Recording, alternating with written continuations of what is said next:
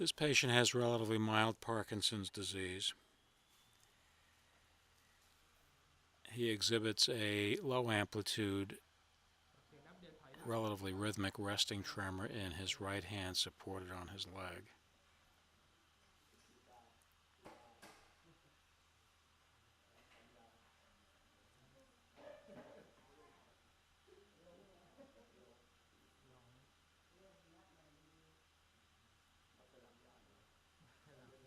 Facial expression is relatively normal.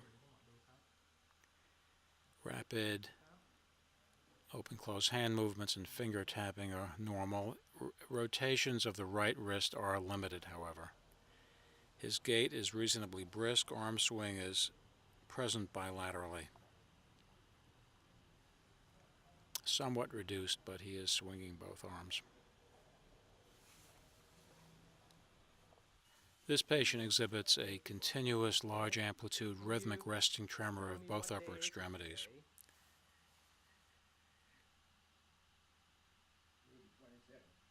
Okay, the month and the year. 2003.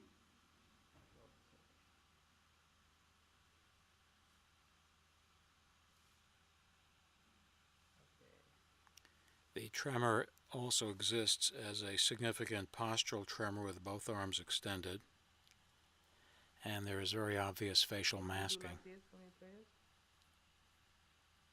Can't be still. I know it's quite difficult, isn't it? Yeah. Okay, do you It's think not every day like this. every day is like this? Not every day. The tremor is also persistent during finger-nose testing, Okay, can you try with the other hand for me, please? although at times will temporarily suppress Okay. Do you have during any tremor in your finger-nose leg? testing. No tremor in my leg. Once his arms are back on his lap, there's a very prominent resting tremor, and once again a very prominent postural tremor of his extended hands. So when the tremor is this bad, how do you manage when you want to eat something, or how do you manage then? Pretty hard to manage sometimes. Do you write? Do you write? The other hand? Okay. The tremor also suppresses to some extent while passing a box of tissues from one hand to the other. Good. Okay. Hands down, please. Gait is relatively normal, but arm swing is virtually absent bilaterally, and there is continuous activated tremor of both hands while walking.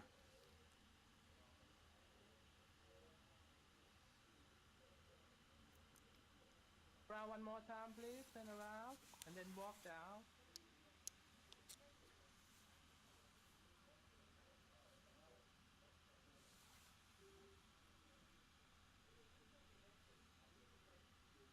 Okay, turn around.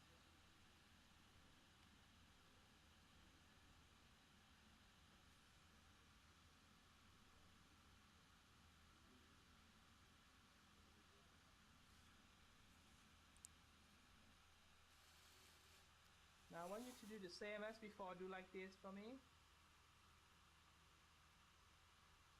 Okay, on the other side, please. Okay, with your right hand, open and close your right hand. Now open and close fully. Rapid alternating movements are mildly slow in both upper extremities. The finger tapping movement is interfered with by activation of tremor. Close your hand. Okay, tap your finger now. Put your hands down your laps again, please. Okay.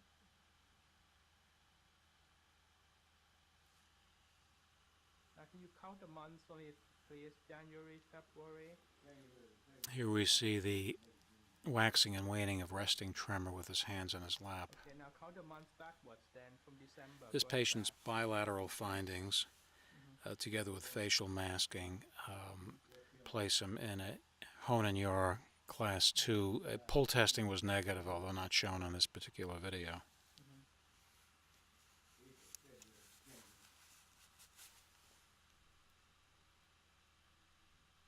This individual has more advanced Parkinson's disease with bilateral involvement, as you'll see in the video, which places him in the Hoehn and Yahr 3 category. There is no resting tremor with his hands on his lap. Facial expression is mildly reduced. Rapid alternating movements of his right hand, open-close movements of the hand and fingers are brisk bilaterally.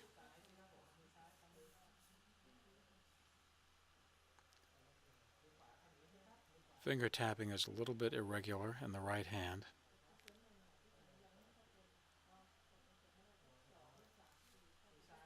A little bit better on the left side. โอเคมือแขนซ้ายเข้าอย่างนี้สิครับสุดเลยสุดเลยสุดเลยสุดเลยแม่นขวาสิครับ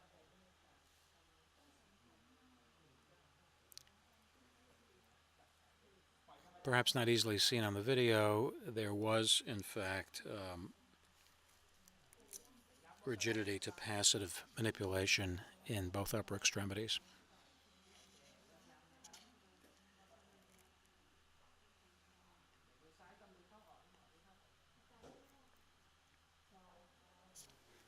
As well as some resistance to passive manipulation of his neck. He's able to get up from a chair easily with his arms crossed. Gait initially is relatively brisk with good arm swing, but with attempts to turn, he displays freezing of gait and gait ignition failure.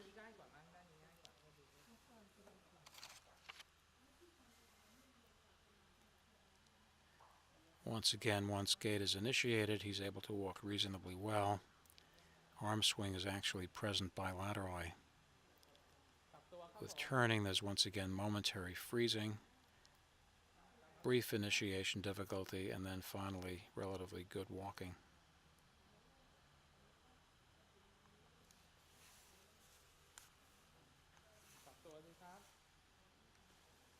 One more time. Freezing as he turns and as he attempts to initiate gait.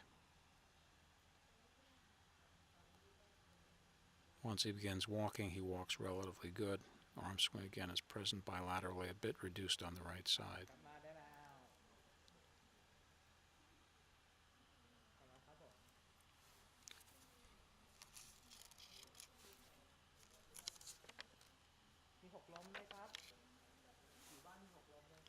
And then finally, what places him in a Hoehn and Yahr class 3 is he has bilateral involvement, but also has postural instability with repeatedly positive pull testing.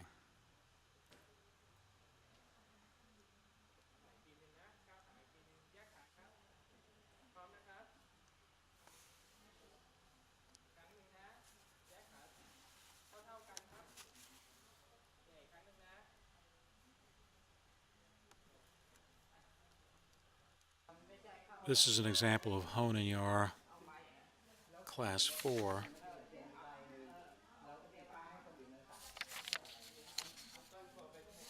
There's marked facial masking. There's bilateral tremor in both upper extremities. ยกมือขึ้นมาให้ดูสิครับสองข้าง There's also postural tremor in upper extremities, right more prominent than left side. กำเข้าออกสิครับ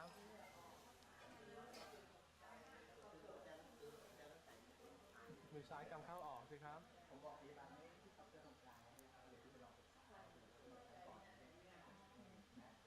แขนนี่แข็งมากพอสมควรนะเดินได้ไหมเดินได้แต่เห็นภาพหลอนมือขวาทำอย่างนี้ให้หมอดูสิครับมือขวาทำอย่างนี้ให้หมอดูสิครับ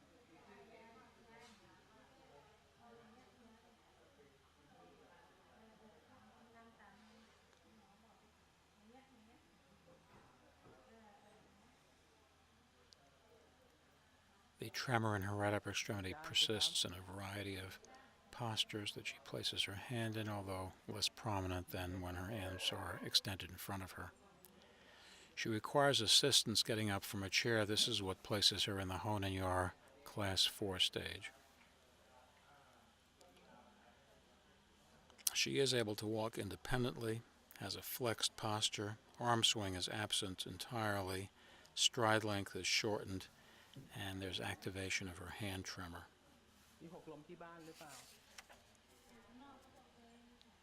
โอเคกลับตัวสิครับหมุนตัวกลับนิดนึง What puts her in Hoehn and Yahr 4 is that she is severely disabled, but still able to walk and stand unassisted. This is an example of Hoehn and Yahr class 5. The patient is quite disabled. She's limited to a wheelchair. There's marked flexion posture at her waist and a very severe generalized bradykinesia.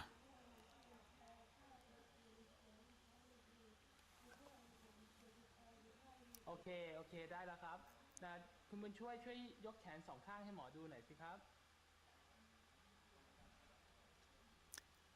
โอเคนะแล้วกำมือเข้าออกให้หมอดูหน่อยสิมือด้าน When ขวา asked to perform rapid movements of her upper extremities, they're very ซ้ายล่ะ slow, very reduced in amplitude, and not maintained. แต่ช่ She วย requires major assistance getting up from a wheelchair and has to be led in order to walk. ก้าวมาดูช้าๆสิ Posture remains flexed, stride length is markedly shortened.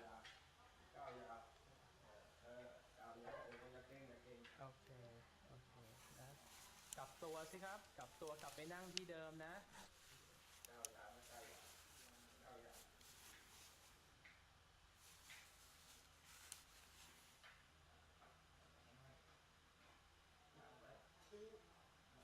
กินข้าว